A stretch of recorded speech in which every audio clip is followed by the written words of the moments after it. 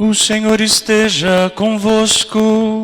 Ele está no meio de nós. Proclamação do Evangelho de Jesus Cristo, segundo Lucas. Glória a vós, Senhor.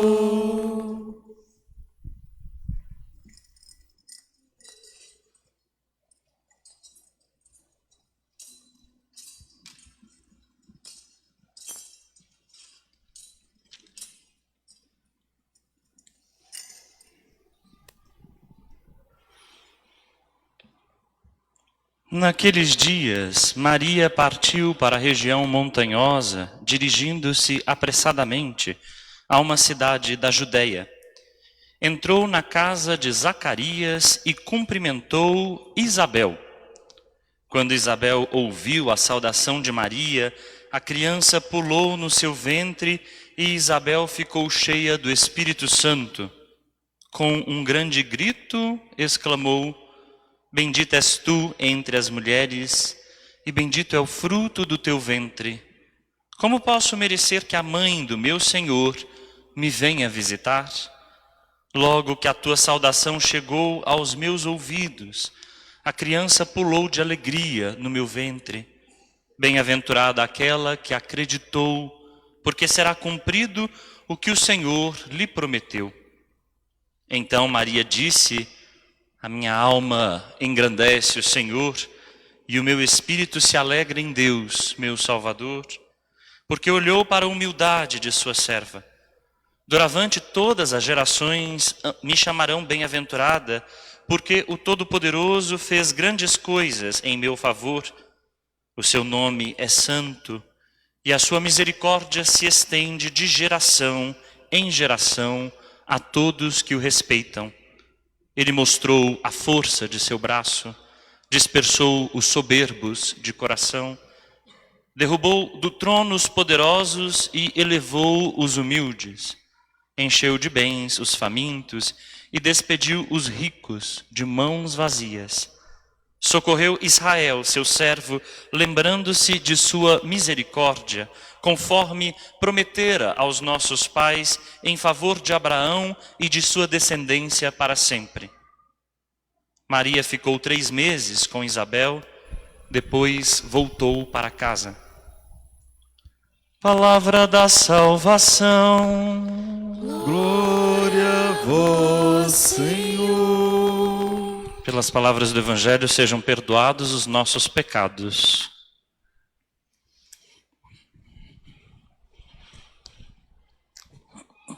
Dizem que quando um padre se senta, prepara que lá vem história. Meus irmãos e minhas irmãs, hoje então nós celebramos a Assunção de Nossa Senhora. Com isso, a tradição popular tem uma compreensão de que Maria foi levada aos céus. De fato, é isso que nós compreendemos. E mais do que ser levada, Maria foi assumida. Se vocês ouviram bem o primeiro oremos dessa missa, ele disse exatamente isso, que Maria foi assumida de corpo e alma. E isso significa que ela foi assumida em sua inteireza por Deus. Deus não quer pedaços de nós. E Deus também não salva apenas a nossa alma, como nós aprendemos. Deus nos resgata inteiramente, nos abraça inteiramente e assim mesmo nos acolhe. E é isso que significa dizer então que essa mulher foi assunta aos céus de corpo e alma. Para quem prestou atenção na segunda leitura, nós ouvimos Paulo dizendo que Cristo venceu a morte. Vencida a morte, essa última inimiga foi colocada debaixo dos pés de Cristo. Não há mais ninguém que passe pela morte, não daqueles que creem em Cristo. Se nós acreditamos em Cristo, é Ele mesmo quem nos diz: não morreremos, mas viveremos eternamente. Quem em mim crê, não morrerá, mas terá a vida eterna. Isso quer dizer que a morte não pode mais nada contra nós. O primeiro a ressuscitar é Jesus, e todos aqueles que são de Jesus são beneficiados pela ressurreição e pela vida dele. É por isso que nós dizemos que Maria não morreu, mas foi assunta, porque a morte não pode nada contra alguém que pertence a Jesus. Também nós, se cremos em Jesus, não morreremos, mas seremos assumidos inteiramente por ele.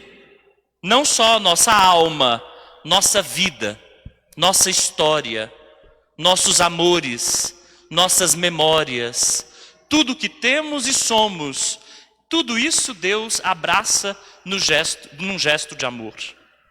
Ou seja, o que nós celebramos hoje? O futuro da igreja. A Assunção de Maria é, na verdade, celebrar o destino de todo cristão e cristã. Qual é o nosso destino? Peregrinamos neste mundo, mas o nosso destino é Deus. O nosso destino é um lugar à direita de Deus, como Jesus Cristo mesmo nos reservou. Então, em Maria nós vemos a primeira, depois de Cristo, a nos anteceder nesse caminho rumo ao Pai. Esta festa, portanto, poderia ser chamada também de festa da ressurreição, porque é isso que nos aguarda, a ressurreição, não a morte. Aliás, essa é a grande ousadia da fé cristã. A nossa fé lança uma palavra contra a aparente definitividade da palavra da morte. Quando alguém morre, nós temos a ilusão, ou até mesmo, digamos, a tentação de achar que a morte tem a palavra definitiva, a última palavra. Quando alguém que nós amamos morre, a dor que se assoma à perda ainda nos ilude mais, faz-nos pensar que a morte tem a última palavra. A nossa fé cristã diz-nos outra coisa, nos diz outra coisa. Diz assim, não é a morte que tem a última palavra. A morte tem uma palavra penúltima. A última palavra pertence a Deus. E a última palavra que Deus deu foi a vitória de Cristo sobre a morte. A nossa ressurreição em Cristo. É nisso que cremos, portanto, que a vida derrota a morte na sua raiz. E, para sabermos qual é essa mulher que foi elevada, o Evangelho a apresenta hoje. O Evangelho apresenta essa mulher como uma pobre da terra. Sim, uma mulher simples, encontrada lá na região de Nazaré, uma região perdida no mundo, uma região que o Papa Francisco chama de periferia do mundo, como há tantas. Uma mulher desconhecida por todos, mas não por Deus.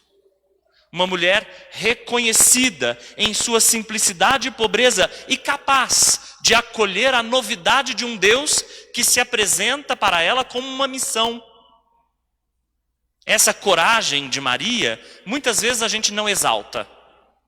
A coragem de se abrir a uma novidade.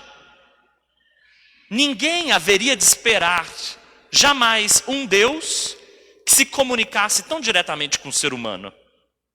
Deus está longe na compreensão judaica. Tão longe que poucos anjos estão na sua presença. Deus fala com uns poucos sacerdotes. Só alguns intermediários muito eleitos têm condições de se encontrar com Deus. E haja vista que é uma vez por ano. Não é a qualquer hora. Essa compreensão de um Deus distante é vencida na novidade que se apresenta a Maria. Um Deus que quer vir fazer um passeio na nossa humanidade. E não é qualquer passeio, é um passeio que transforma a própria humanidade. Mais do que um passeio, Deus quis vir fazer morada. Deus quis habitar no nosso meio.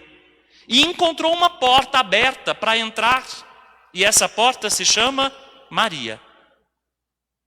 Encontrou uma abertura disposta a seu projeto. Essa abertura é Maria. É bonito, por exemplo, olhar para os padres da igreja e ver como eles chamam Maria. Há um deles, por exemplo, que diz que se Cristo é a pérola, Maria é a ostra que se abre para que essa pérola possa entrar na nossa história.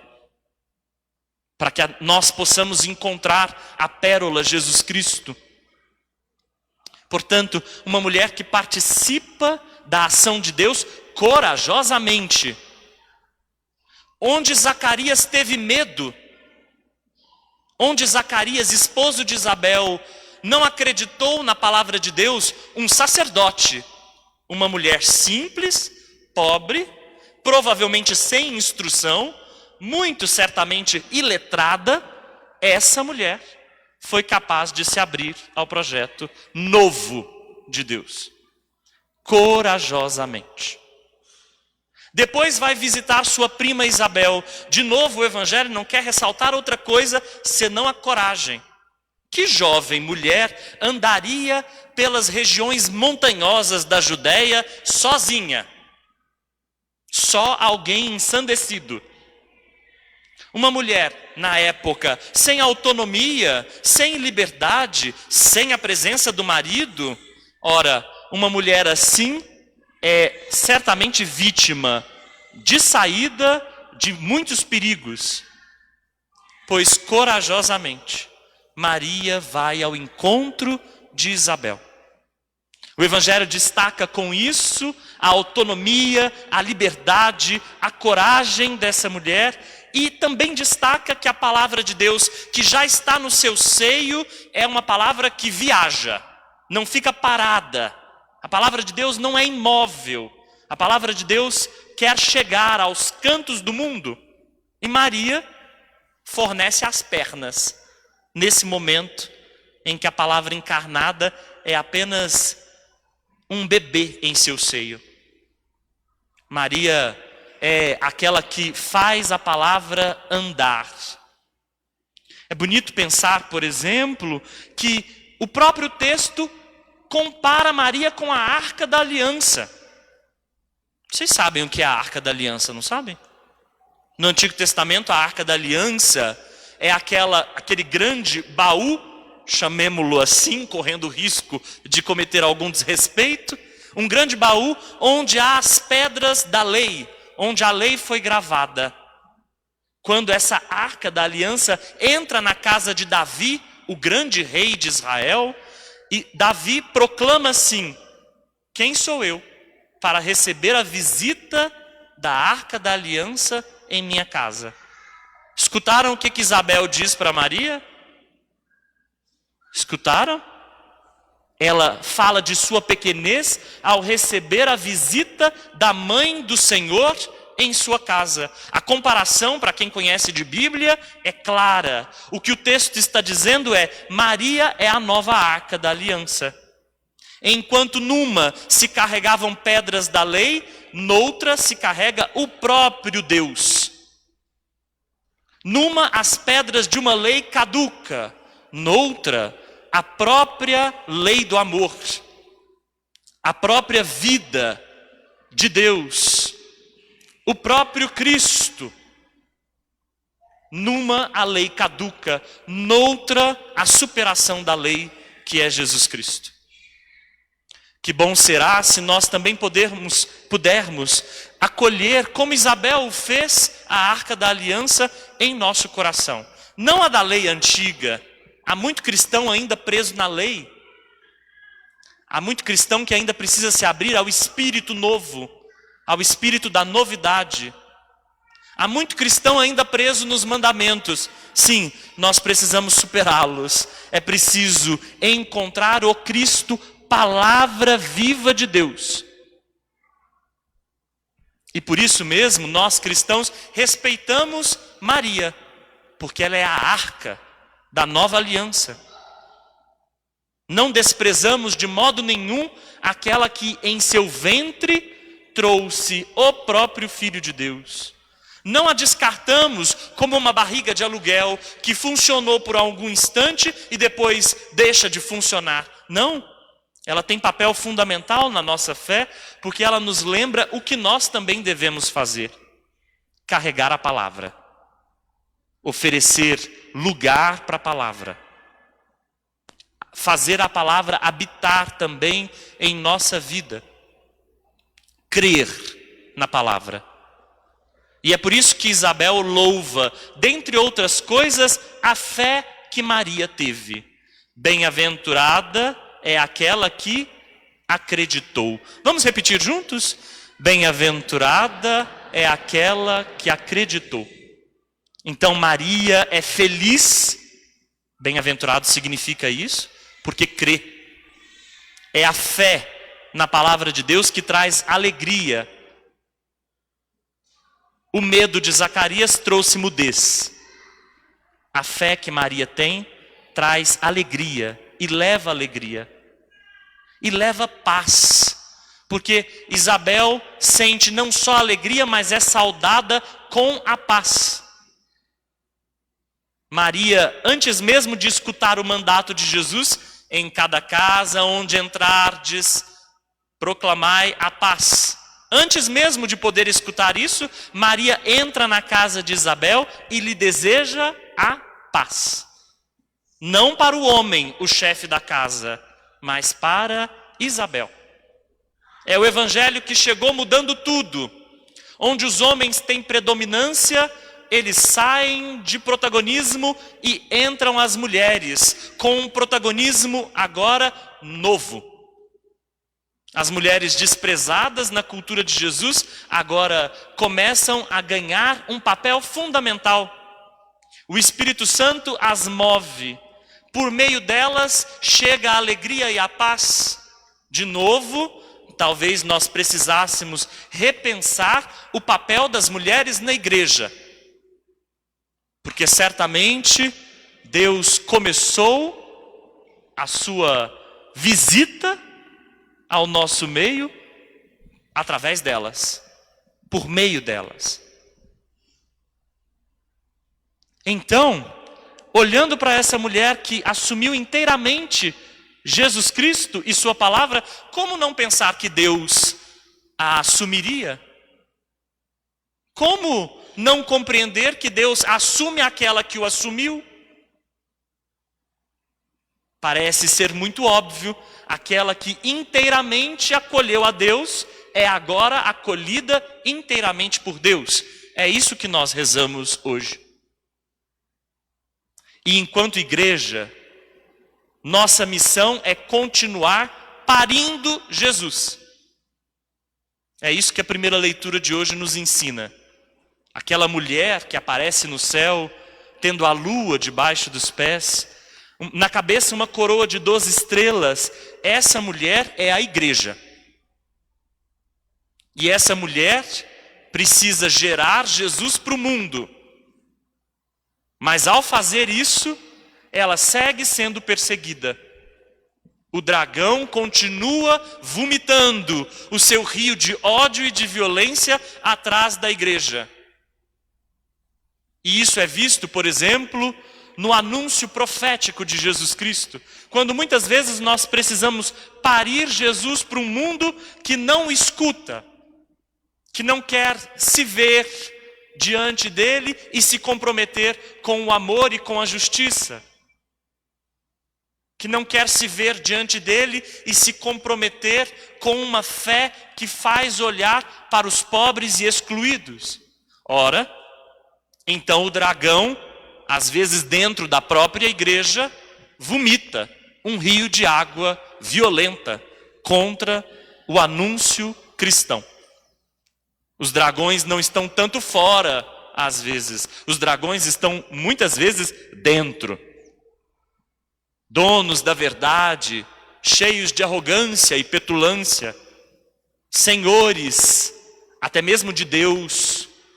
Proprietários da doutrina. Gente que parece ser muito melhor do que o próprio Cristo, mais santa, inclusive, que o próprio Cristo, vomitando seus rios de violência. Enquanto isso, é preciso que nós sigamos parindo o Jesus misericordioso. O Jesus que é amor e misericórdia.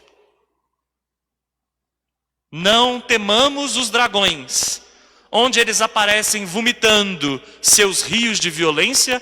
Deus aparece nos protegendo com o seu amor, como protegeu a mulher da primeira leitura em seu invólucro de terra. Peçamos ao Espírito de Jesus que continue suscitando em nós a coragem que Maria teve. Amém.